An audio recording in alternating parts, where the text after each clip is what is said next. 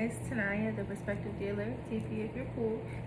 I wanted to, the mosquitoes down here are crazy. I am coming here tonight to do a Pisces full moon reading for us all, for the collective. So I had pulled an oracle card earlier from this deck and what came out was letting go. So I'm just interested to see if we will continue to see that theme. But I'm gonna pull live, and well, not live, but at least y'all can see me and how my reading style goes and things like that. My cards have been cleansed. My hands and feet are clean. That's only a joke if you follow me on Instagram. But so let's just tap into this Pisces full moon energy. What is going on for this Pisces full moon? Okay. First card we get, Ace of Water. Is giving inner child. Also, new explorations, new messages, but it's all relating back to the inner child. And I actually had to heal my own little inner child wound this week. So it's interesting. Maybe we have some wounds from the past that are coming up from our little selves, but it's coming in the most positive of ways, I can say. It's coming in the most positive of ways. Okay, so we have the Ace of Water to start. That's interesting. All right. So it's a lot of people that's tapping into their inner child's time. What is something that we can all do in order to help our little inner childs? What's something that we should all focus on? What's something that we should be letting go in order to let our inner childs thrive and explore and be those happy, uplifting, very spiritual, in tune individuals? What's going on? Pisces full moon brings up a dolphin. Makes sense that we get a water card, though. It's very emotional, so that's what we know we're tapping into. Yeah, so we have some inner child stuff going on. Okay. All right, so we will. All right, we got some things to talk about, And then this here. So the Eight of Earth is what came out when asked about, what are we actually confronting here? What are we letting go during this period in order to resolve? Like, what do we have to put past us forever in order to step into our new selves? Something about the inner child for sure. And now it's this Eight of Earth. And the Eight of Earth is getting into cultivating and focusing on the home. And that's interesting because that gives me a very Virgo-like quality, or even Taurian, but it is an Earth card. However, what we're really looking at here is making sure that the tools that we have in our houses are the tools that we are using. Meaning our house can be our physical home, our community, but it can also be our body, what's in ourselves. So making sure that we're using the right tools in the harvest season. Like, this is not the time to be out and philandering and partying and things like that. It's time to focus on you, focus on your home, focus on your community, and make sure that it's like a building period almost. This is the time to build. It's a time to be building. So the other things that come up here, the Three of Earth, the fire element in reverse, then the Six of Fire, as well as the Ogun card. And I feel like, all right, I'm starting to get a little story here. So the Three of Earth in reverse. This is the giraffes. It brings about communication because the giraffes rule the throat. Almost a Taurus, or I wonder how the Taurus people are doing. Me, a Taurus myself. Makes sense.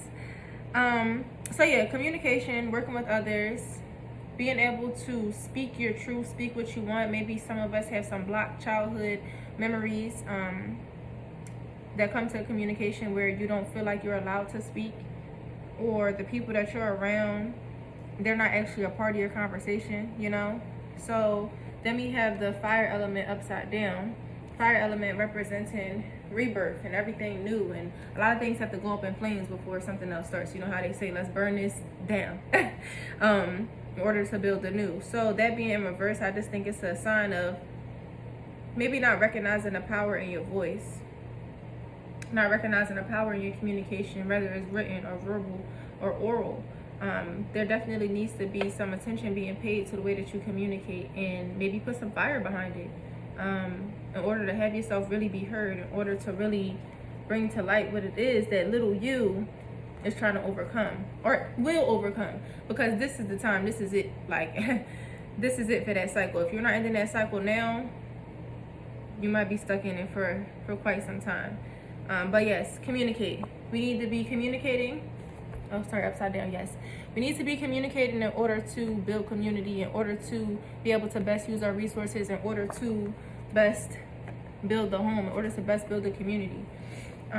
So it's a lot of focus on self, a lot of focus on tapping in internally to what little you would be thinking, what little you would be planning. If little you is in the room right now, what would they be proud of? What would they be pointing out? What would they be crying at? What would they be surprised at? What would they be like clapping for you for? Like, oh. You know, like, you got to think about those things that will bring little you a joyous moment. I was thinking about me being 9 years old. So let that little me watch me go through some stuff, and she was like, wow, you're really handling this a lot better. So that is, again, thinking to how you're handling the home, how you're handling the self, how you're handling the body. Position. So I was on a flow, y'all. You saw they was hating on me. Then we have the 6 of Fire. The 6 of Fire is literally about leading a community. I feel like 6 is a number of balance. When you see 3s twice, it's all about keeping the cycles in flow, keeping the cycles in balance. And this one is about, there is a cycle that's been completed, almost, or a victory that's been won, I should say. A victory has been won, and we're just bringing light to it. We're coming home to victory, and we're taking and carrying the women. So more love for the women and for the matriarch, of course, carrying her home. This also gives me root chakra and heart chakra opening up. It's a lot of men in this photo, so it's giving masculinity, and the men paying homage to the woman, protecting the woman, as well as fighting for the woman. That's coming up in this Piscean full moon. And that's a fire card. So you get the message from fire about turning up your communication, and then we get the men. So men might have to turn up their communication with how it is for their fight for women, and that may heal some childhood, some generational wounds, okay? And then we have Ogun, the Orisha, the warrior-like spirit. There's him, there is Ogun, and there's Shango, brother. Shango is like justice and a little bit more calm, I should say. Ogun, bloodthirsty warrior. You understand? However, everything that he says he's going to do, he executes. It's the executioner. So execution in getting things done, but bloodthirsty for God in a type of way like that. Very, very spiritually connected to the good, to the light. It's just his method of doing things is through metal, and some of those metal is swords. You know, but back to being an executioner. Execution as far as I'm going to get things done. I'm going to finish my plans. I'm going to sign these papers. It's getting things done, executing. So that's interesting. The men are being brought to their calling, or either our spirits ourselves, women, calling into our masculinity and our ability to fight and what it is that we have to fight for. But it's all coming full circle to me. So this Piscean full moon, while it came to letting things go and releasing, which was what I pulled earlier, it makes sense. We have to release a lot in order to move on. Our inner children, our inner child for the collective is calling for us to pay attention, pay more attention, to harvest correctly. And when I say pay attention to the home, it can be the home and the physical self. Your body is your home, your community is your home, your actual physical house is your home. So whatever we may be struggling with, it's about tidying that up, using your resources properly, being able to being able to be communal with the people around you and best use your resources, being able to get out those throat chakra blockages and not being able to communicate. You have to be able to express yourself. People have to know what it is that you need in order to be nurtured. What is their best way to be served, the best way to benefit you. Because again, that's what that inner child is calling for during this season. That little Pisces. Not little Pisces, but big Pisces. Big Piscean energy. Just trying to sweep out some of those delusions that we may have been carrying. And then we have the Six of Fire and Ogun card, just to end the reading on a call for the men too, like a personal call for the men to not even just step it up, I should say, but to open your eyes, because it's not really stepping up, even though we are trying to ascend here. We are ascending here. We are rising. We are the light. we just want to shed some light there, because I feel like there's not always a space for men to be able, there's not always a space for the men to be able to chat, to be able to be vulnerable, because they give a moment to be vulnerable, then it's used against them and things like that. But this is about having and connecting with women, supporting women that are not going to treat you that way. So that means maybe bonding more with your sisters to heal a childhood wound, bonding more with your aunties, with your cousins, bonding more with the females in your family, the ones that you hold close to your heart. And I say bonding with your brothers as well, just because it's family. This was calling in for this Piscean full moon energy. So now I want to pull an angel card for us to just gain some more insight. We know it's a lot of inner child work being done. We know that there's a lot of throat chakra work being done. We know that there's a lot of men that are being called to shift their perspectives and heal their own inner child by way of reconnecting, bonding with, hearing out the women in their lives, or the ones that may not be directly in their, you know, line. Then we have 3 cards here. We have the Never Alone card. Beautiful, we love that. The Eternal Light of Love card. And then the Inner Peace card. So all of this stuff that we are getting out from our inner child, all the things that we are working with, the things that we are speaking of, it is going to bring us to inner peace. We are led and supported by the people that love us, either on this realm or the ones from other realms.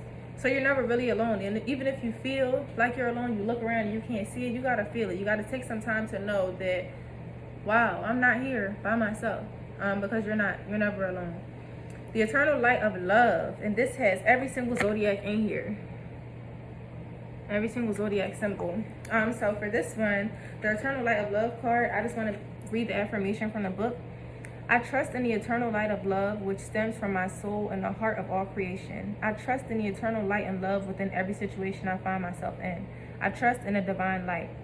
So everything that's happening right now is for our highest good.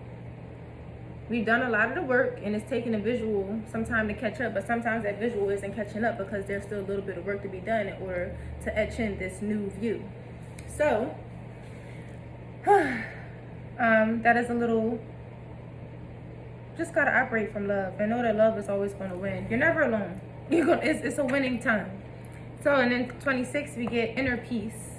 So I'm also going to read the affirmation from there. Inner peace affirmation. In times of stress or conflict, I focus on creating a space of calm and balance within. My inner world creates my reality. I ask the universe for help to guide me and enlighten me so that I may master my thoughts and emotions. I am peaceful. It's all guiding us there. That inner child is seeking peace. Your inner child is seeking peace through way of speaking, through way of feeling, through way of bonding, through way of fighting, but in a sense we're fighting for all the right things and being on the side of the light. It could be a tough period for you if you're not ready to do that throat chakra work, if you're not ready to release. But if you're ready to release and you're in that period of letting go and you're just completely aware of your divine power and that there's something else guiding you, that it's a sign that you're in alignment. And so if you're going through a tough period these past couple of days, it's literally being brought to the surface in order for you to purge it out forever. And something that I have been saying since I went to this beautiful, wonderful retreat is, once you release it, don't pick it back up. All right. Happy new moon and happy full moon. My apologies. And as always, if you feel like anything resonated, just drop a comment, drop a like, subscribe for the next video. I think that I will continue to do these every full and new moon just to keep a report of it for myself, even because my readings be standing the test of time. But all right, have a good night.